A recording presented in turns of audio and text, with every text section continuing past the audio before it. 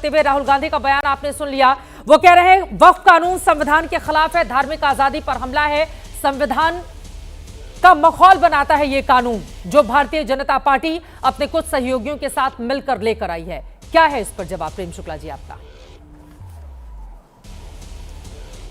ये राहुल गांधी की एक बार फिर की हुई लफ्फाजी है। अब मुझे कृपा करके बताइए, धर्म वो कह रहे हैं कि ये उनकी धार्मिक स्वतंत्रता के खिलाफ है, तो वक्फ संशोधन अधिनियम पारित होने के बाद, उसे कानून में परिवर्तित होने के बाद क्या मुसलमान रोजा, नमाज, इस पर प्रतिबंध लग गया, हज इत्यादि नहीं कर सकता है? वो धार्मिक स्वतंत्रता क्या है? उसको अपने धार्मिक जो भी उसकी रीतियां हैं उसका पालन करने की स्वतंत्रता है उसको। वक्फ संशोधन बिल में बताइए कौन सा ऐसा प्रावधान है जिससे वो मुसलमान अपने धार्मिक उपक्रम नहीं कर सकता है? तो ये सीधा सीधा झूठ है। एक व्यक्ति झूठ बोलने के अलावा कुछ बोलता ही नहीं है, तो कृपा। और दूसरा कहते हैं असंवैधानिक है। तो भाई 1953 में वक्फ अधिनियम जो बनाया गया था, संशोधन जो हुआ था 1913 के कानून में, तो नेहरू जी संविधान विरोधी थे। 1955 में संविधान विरोध किया गया, 2013 में संविधान का अपमान किया गया। भाई संविधान के का जो अधिनियम है, संविधान ही ये शक्ति संसद को प्रदान करती है कि वह किसी भी कानून को पारित करने का अधिकार रखती है। ये संवैधानिक है। जो कृत्य कर रहे हैं कांग्रेस और उनके बगल बच्चा दल, वो असंवैधानिक है। जिस तरह की हिंसा और उत्पात पर आमादा है, वो असंवैधानिक, अलोकतांत्रिक और हिंसक है। तो श्रीमान राहुल गांधी जिस तरह से कौम विशेष के लोगों को भड़का रहे हैं, वह इस देश में बंटवारे की नींव डालने पर आमादा है। ठीक है। जिस तरह से नेहरू ने सत्ता लोलुपता में इस देश को बांटा, उसी तरह से उनका प्रपौत्र भी जो है इस देश को बांटने का हर संभव प्रयास कर रहा है, चीन के इशारे पर नाच रहा है, और वो भारत में जो है विभाजन के बीज बोना चाहता है। लेकिन आज का भारत जो है ऐसे विभाजनकारी को नकारता है। ठीक है, मैं जवाब ले लेती हूं आलोक शर्मा जी। उन्होंने बहुत सारे आरोप लगा दिए और साथ ही प्रधानमंत्री नरेंद्र मोदी ने सामाजिक न्याय की दिशा में बढ़ाया गया सरकार का एक बड़ा कदम करार दिया है, ये कहते हुए कि गरीब मुसलमानों का इससे बहुत फायदा होने वाला है। इस पर भी जवाब दीजिए आलोक शर्मा जी। देखिए, सबसे पहले तो लीडर ऑफ अपोजिशन के लिए चित्रा जी, आपके शो पर 3 बहुत गलत शब्द इस्तेमाल किए गए। दुर्भाग्य है कि आपने नहीं रोका। लीडर ऑफ अपोजिशन के लिए लफाजी शब्द इस्तेमाल किया गया, बगल बच्चा और चीन के इशारे पर नाच रहा है। क्या एबीपी न्यूज़ की इस भाषा को स्वीकृति है? क्या एबीपी न्यूज़ का इस तरह का स्तर गिर गया है कि एंकर्स कुछ भी बोलने देंगे? भाषा और कांग्रेस, देखिए, वापस आने का सीधा सीधा भाषा पर ये अब जो है प्रवचन दे रहे हैं। मुझे लगता है कि इन्हीं को बोलने देते हैं। प्रेम शुक्ला जी उनको बोले चित्रा जी इन्हीं को बोलने प्रेम शुक्ला जी उनको बोले क्या संवैधानिक है?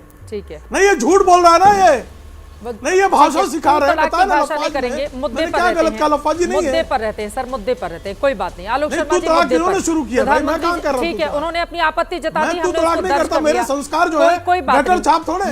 मुद्दे पर आलोक शर्मा जी, मुद्दे पर।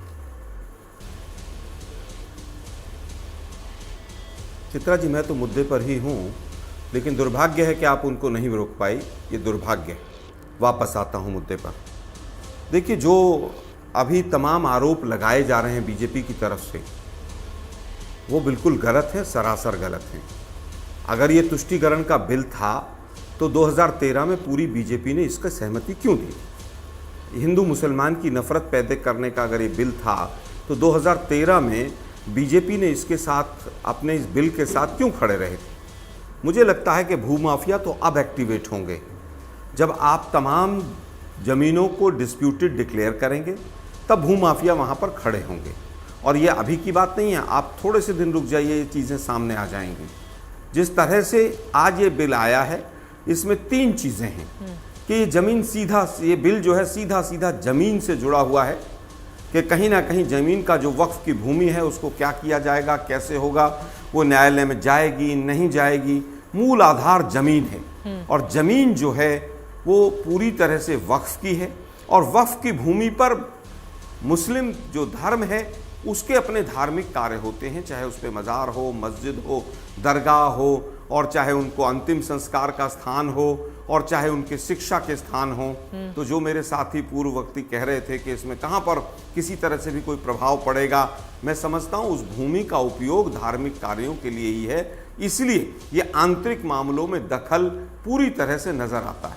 तीसरी चीज आती है कि जब कहीं पर भी किसी भी राज्य में जो आरएसएस की पुरानी नीति रही है कि नफरत के बीज बो और उसके आधार पर फिर नफरत फैलाओ और फिर पूरी तरह से वहां पर दंगे कराओ, ये जमीन ही हिंदू मुस्लिम के दंगे कराने के आधार बनेगी। मेरी बात को याद रखिएगा। भूमाफिया भी एक्टिवेट होंगे और जिस तरह का बिल आया है ये पिछली बार से 2013 से कमजोर हो गया है। इसमें रिगरस इम्प्रिजनमेंट था 2013 के बिल में, आज वो शब्द हटा दिया है। पहले उसमें कब्जा करने वाले के नॉन बेलेबल वारंट थे, आज बेलेबल वारंट हैं। तो ये सरकार केवल और केवल हिंदू मुस्लिम करना चाहती है और इसकी 10 साल 11 साल की जो इतिहास है आप देखिए, सीए खुद लेकर आए, इनके लोगों ने नकार दिया, इनके आसाम के मुख्यमंत्री ने नकार दिया। सीए हो, एनआरसी हो, 3 तलाक की बात हो, चाहे अब ये वक्फ बिल की बात हो, इनकी प्रायोरिटी हिंदू मुस्लिम करने की है। हमारा सूचना का कानून था, right to education, right to information, nuclear deal, मनरेगा, food security bill, land acquisition bill, हम विकास के बिल लेकर आए और इन्होंने हमेशा से जो आरएसएस की मूल आधार है कि किसी भी तरह से नफरत फैलाने का बिल लेकर आओ, वही काम ये आगे करेंगे।